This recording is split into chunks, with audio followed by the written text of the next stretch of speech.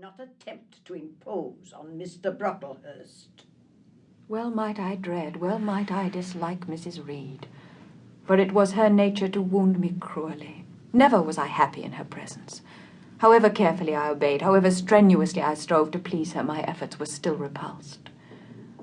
Now, uttered before a stranger, the accusation cut me to the heart.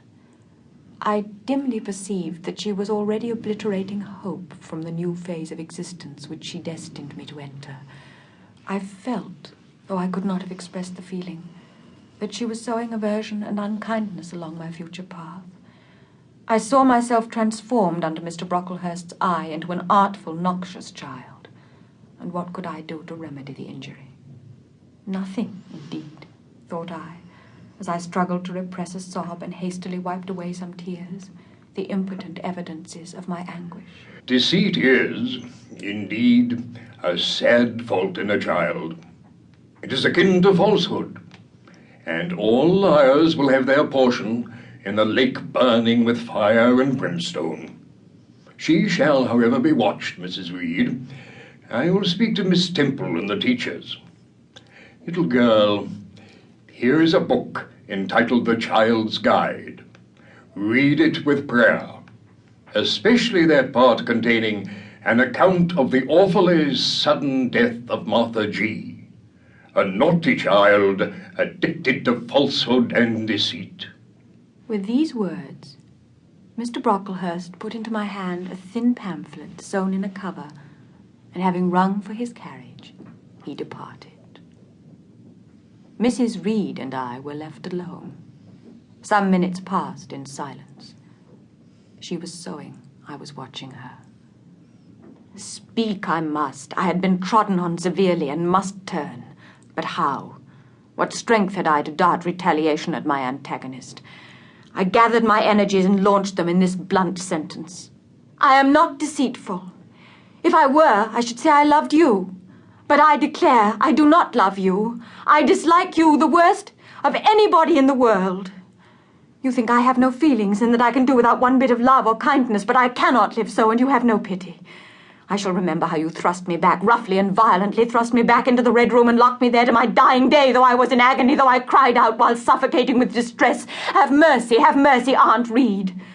And that punishment you made me suffer because your wicked boys struck me, knocked me down for nothing. I'll tell anybody who asks me questions this exact tale.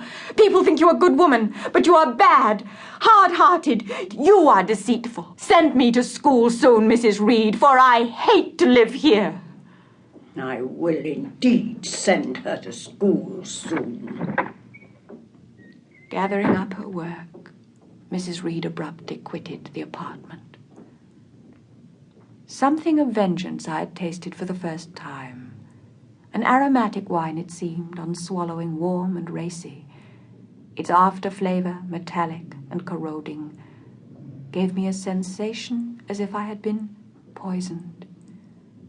Willingly would I now have gone and asked Mrs. Reed's pardon, but I knew, partly from experience and partly from instinct, that was the way to make her repulse me with double scorn, thereby re-exciting every turbulent impulse of my nature.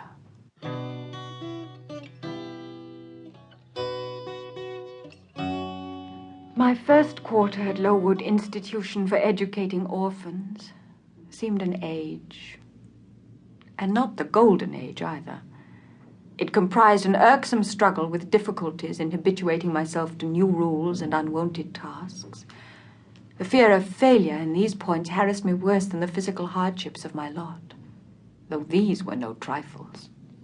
One afternoon, I had then been 3 weeks at Lowood, as I was sitting with a slate in my hand, puzzling over a sum in long division.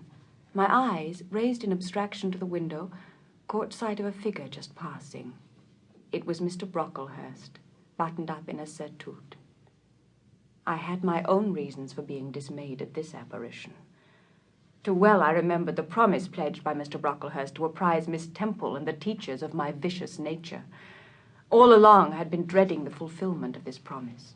I had been looking out daily for the coming man whose information respecting my past life and conversation was to brand me as a bad child forever. Now there he was. to keep listening to this audiobook. I've left you a link in the description so you can do it, at no cost thanks to Audible's 30-day free trial.